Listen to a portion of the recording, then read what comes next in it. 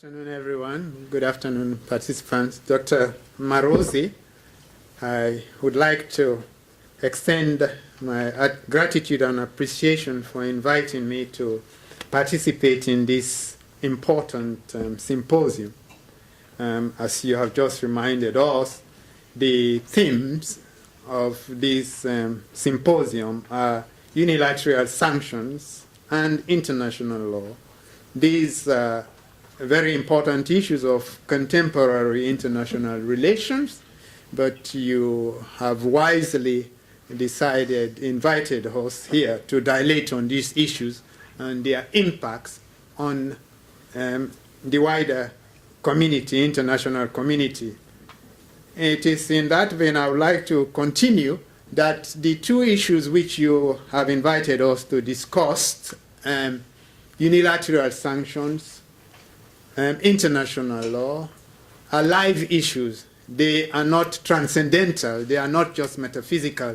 When sanctions are imposed, they are intended to have an impact. The purpose might be is coercive, is punitive. So it's not an abstract. Maybe the concept itself is abstract, but the effect, the impact is a live one. So it is my presumption that all of us present in this room here today believe that relations between states must be regulated, must be based on international law, and also that respect for international law or the principles of international law is the sine qua non for international relations. Unilateral sanctions, on the other hand, involves, as we know, a measure of unilateralism. It's a measure of coercion. And so, obviously, you have a tension between these two issues, unilateral sanctions and international law. One has established, or one is based on the centrality, that is to say international law, and then you have this, you can juxtapose this with unilateralism. And hence we have the tension, as it were, which has to be explained. Unilateral sanction, coercive measures taken or imposed by one state to punish another state are rarely can take different forms. They can assume different forms, such as reprisals, retortion, private justice, self-help, use of force, third-party justice, and so on and so forth. I'm not suggesting for one moment that these categories are all one and the same. But there is a common element, in my view, among what I have just named. The common element present in all these different categories, be it sanctions, retortion, private justice, self-help, use of force, etc., etc., the common element among all these different forms is one of coercion. Coercion, that is that is the common element, and secondly, is the act of unilateralism. Those are the two issues that are present, that are common among these different categories. Unilateral sanctions, when taken, prescribed, or imposed, could therefore be considered prima facie, at first sight, potentially in contradiction or in contravention of international law. And obviously, such sanctions, unilateral sanctions, would thus be seen as a challenge to the existing international legal order, which is anchored in the Charter of the United Nations, according to which sanctions can only be imposed by the Security Council following a determination that there is a threat to international peace and security.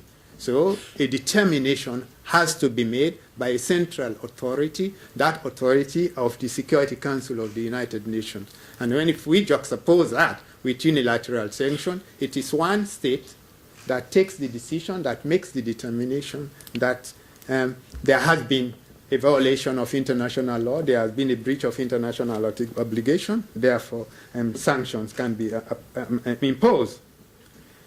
The existing legal order, the current legal order, prescribes the sovereign equality of all states. It also prescribes for the peaceful settlement of international disputes and the prohibition of the threat or use of force by one state against another. The purpose or justification for the imposition or prescription of unilateral sanction varies. For some sanctions, unilateral sanctions are intended to implement rights and obligations. In other words, the coercive measures are taken in implementation of rights. For others, sanctions are intended to rectify a deviant behavior, a deviant conduct. Unilateral sanctions have also been taken purportedly as a reaction to a legal violation. But a violation, in my view, presupposes a determination, a predetermination of such violation. Accordingly, for sanctions to be legal, they must be in accordance with certain criteria, in accordance with international law. It is therefore questionable whether the state imposing the sanction should be the one making the determination that there has been a breach of an international obligation or a violation of international law, and therefore sanctions must be imposed. Now, as I stated a few moments ago, we think that the reasons, the purposes, or justification of unilateral sanctions vary. It is in that context we can see a danger that the state acting unilaterally, acting singly, may wrongly have made a determination that there has been a violation by the target state of international law, of its international obligation, or that there has been a violation of the target state's obligation when no such violation or breach of international obligation, objectively speaking, had in fact taken place. There is also the danger that unilateral sanctions can be manipulated for reasons other than those proffered. In other words, you proffer a reason that it is meant to bring the deviant state in conformity with international law, in conformity with its international obligations, but when in fact there is a hidden meaning, there is a hidden motive, we cannot rule that out. I mean, we all know this is a fact, this is a reality of life. So, another set of factors to be considered with respect to unilateral sanctions is the fact that it has to do with power relations, with power politics. Even if such unilateral sanctions can be seen as legal, does it respect the principle of the sovereign equality of states? Does it protect human rights of the citizens of the target states? Will such sanctions observe the right to socio-economic development? Are all states capable of imposing unilateral sanctions for the violation of international law? Where is international law in all this?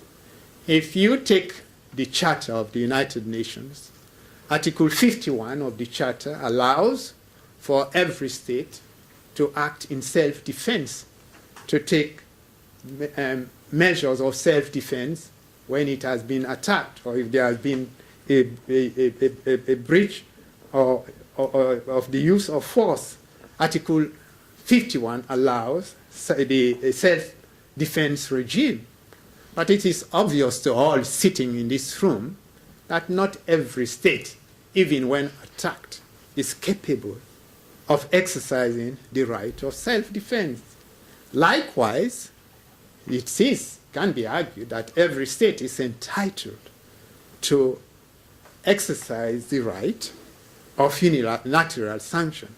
But it is not realistic to imagine that all states have got the capacity, the capability to exercise that right. So you see, there is a disequilibrium. There is an equilibrium in international relations. And it is not for nothing that we have tried over the years with much effort to centralize the use, the imposition of such measures. So we moved away after several decades, after several centuries, from unilateralism to some kind of centralism, meaning to say centralism based in the United Nations, based in the Security Council. Hence the concern that unilateral sanctions, even if justified, could not be in conformity with the various principles of international law, such as the ones which I have just mentioned, the sovereign equality of states, the non-use of force or the threat of the use of force, and it has a potential even of violating international law, violating the human rights or the law of human rights. It has the potential of violating international humanitarian law. Accordingly, so when states act unilaterally, they have the potential, as I said, to violate international law and to violate principles of international law that are even considered sacrosanct, such as that of jus cogens. That is the risk that one runs with unilateral sanctions. It is subjective. It is not done when the decision is taken to impose. It is done by the state that has felt itself to be violated, to want to rectify what it believes have been the act or the measures which are in violation of international law. It is because of such dangers, the risk inherent in unilateral sanctions, that international law over a long period, and because of the experiences, had moved away from unilateral sanctions in its various guises and decided to vest such coercive measures in the United Nations, particularly in the Security Council.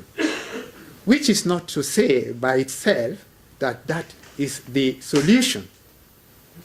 But at least we expect that there will be an objective determination, and so you are not, when you are not a judge and executor in your own cause. That's what I'm trying to suggest. At least there will be a third party that will examine the issues in the bar of public opinion to see, in fact, if there has been a breach of an international obligation, in fact, there has been a breach of international law.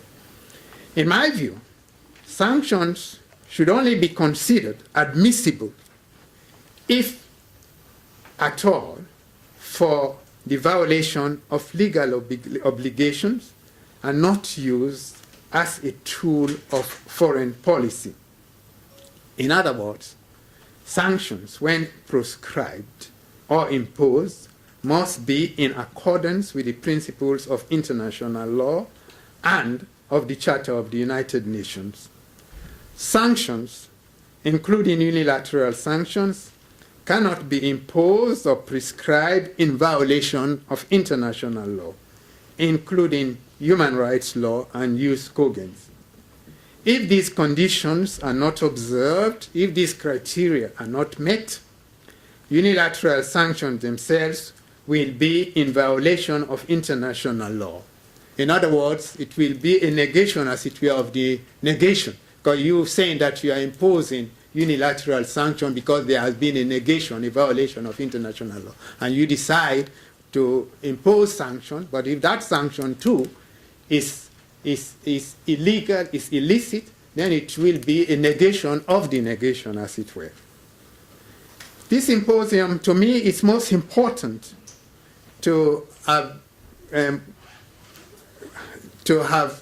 decided on two issues which continue to engage the interests of the international community. And they are real, they are live issues. They are not just abstract issues, they are not metaphysical. And I must congratulate the organizers of the symposium looking at the program for their success in inviting some of the best minds who over the years have written, considered these topics, these issues, and made considerable contributions to their elucidation, to their elaboration. I am confident that at the end of the day, not only would we have become more enlightened, but hopefully the conclusions which would be reached within these four walls will have reverberate, will have its impact outside the Hague and beyond. So I cannot say more, I'm limited by time, but as I have acknowledged, or as I have recognized, we have a team, or we have distinguished and erudite panelists here who are in a position, who are better equipped than I am to elaborate, to elucidate more on these issues. I thank you for your attention.